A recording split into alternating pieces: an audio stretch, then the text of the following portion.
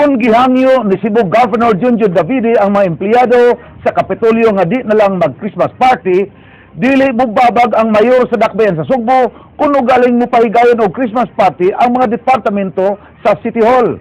Matod ni Mayor Michael Rama nga wa siya rason nga pugnan ang kalipay og pagsaulog sa mga tao sa Pasko. Matod pa sa mayor nga ang mas labing malingaw sa Pasko ang mga bata ug dili ang mga dagko.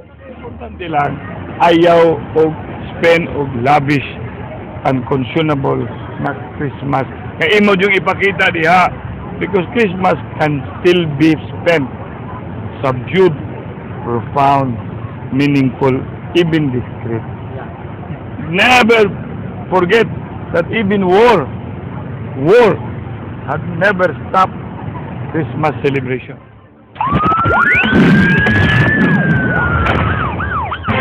Gimanduan karon ang hepe sa kapulisan sa Dakbayan sa Subo sa pag-imbestiga sa kalambigitan sa mga pulis sa operasyon sa usa ka drug den. Ang drug den na raid sa NBI kagahapon. King Perez, Suginlimi. Ana sa kustodiya sa NBI 7 ang upat ka tawo nga nadakpan sud sa usa ka drug den sa barangay Pulang Bato, Dakbayan sa Sugbo. Ang mga nadakpan mao silang Wendrex Arias, 36 anyos, Brian Ledesma, 23 anyos, Leo Potot, 22 anyos ug Irene Duyag, 29 anyos. Nataha pang NBI nga adunay mga pulis nga nalambigit sa operasyon sa maong drug den. Hindi ako makapagsabi kasi speculation lang yan, pero di ba? Hindi naman, kami nga dito, layo namin eh. May police station doon eh, bakit kami alam namin, sila hindi, di ba? Matod sa hepe sa Regional Intelligence Division nga nakadungog usab sila og istorya nga adunay mga pulis nga nalambigit sa maong operasyon. We did receive unconfirmed reports regarding allegations na dunay mga members mga kapulisan nga mao lagi na nga mag-anaan, but we're still validating it. Samtang walay kalibutan ang regional office sa PIDEA kon Philippine Drug Enforcement Agency nga adunay drug den sa barangay Pulang Bato. Ang PIDEA mao ang gitahasan sa paggukod sa illegal nga droga sa nasod. Walang dumating sa amin dito walang dumating sa amin may Pulang Bato, may ito, lahat dito sa Cebu. Basta may dumating sa amin information, we'll plan for that. Lahat naman 24/7 eh. Basta may information. Sabihin ko sa inyo, I even informed ng mga PICA. Pwede ba po, kahit kung sa man, bigyan nyo ako ng isang barangay na alam ninyo ay ganon. May alam ba po kayo na nagbigay? Isang barangay na nag-report? King Perez, News 5. Duha kanotadong tulisan sa pier area na sikop sa kapulisan. Positibo silang giila sa ilang mga biktima. Juliet Hainar, Suginlimi. Positibong giila ni ining nursing student kinsa biktima sa pagpang-hold up ang suspect na si Lyle Paras.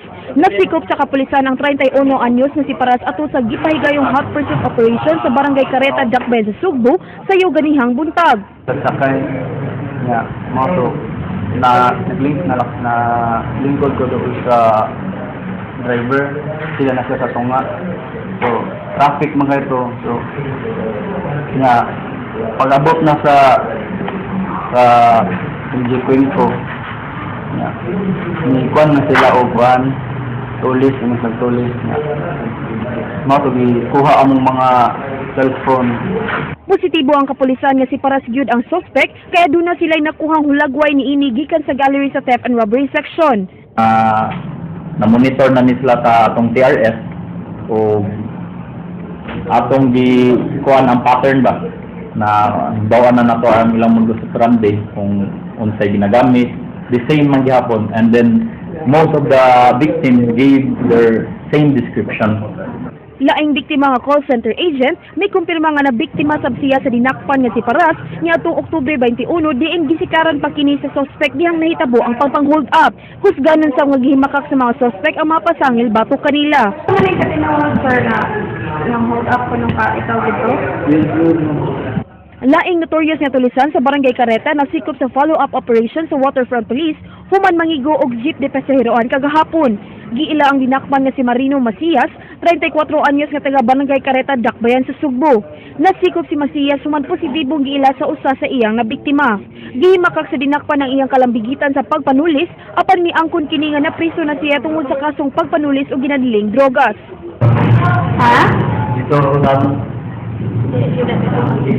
Giawhag karon sa Waterfront Police ang uban pang nabiktima sa dinakpan nga makig-alayon kanila. Julie Ternar, News 5. Opisyal sa PDEA 7 ng hagit og buno sa usa ka reporter dihang gipangutana kung ngano nga nang raid sila og panimalay nga walay search warrant. Julie Ternar, Sugin Limi. I-clear mo yan kasi di maganda. Gihagit sa Deputy Regional Director sa PDEA 7 ang tigbalita sa radyo human nasuko sa balita nga nag-raid sila og panimay nga walay search warrant.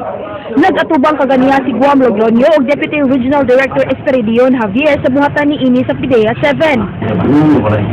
Kasi ito yan.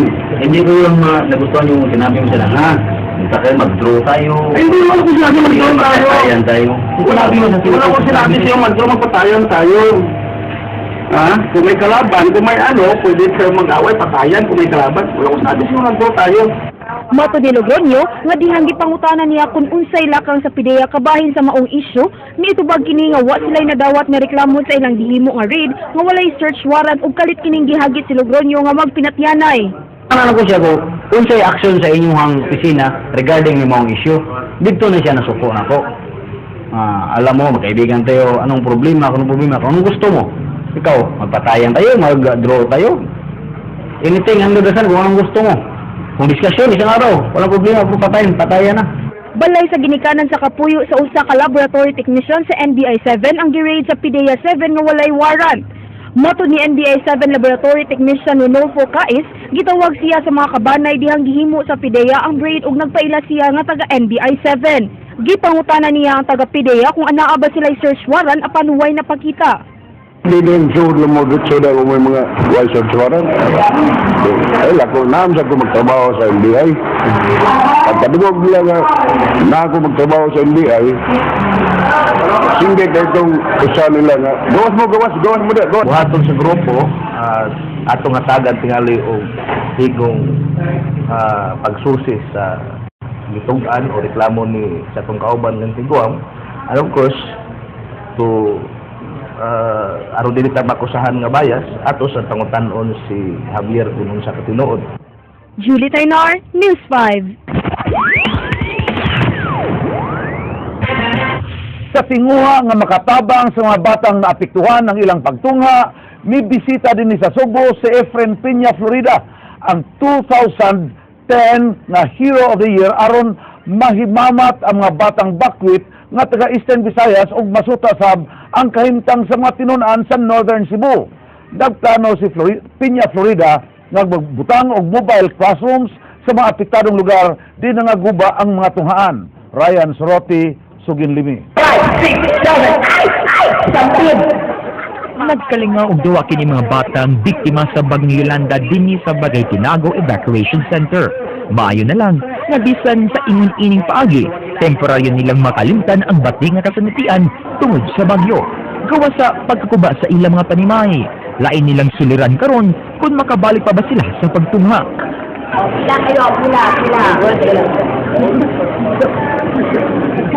Aron masolusyonan ang mga problema, nagtinguha karon ang 2009 CNN Hero of the Year, Efren Peña, Florida, na ipaambit ang iyang programang mobile classrooms diin magbutang niini sa Cebu, Leyte ug Samar.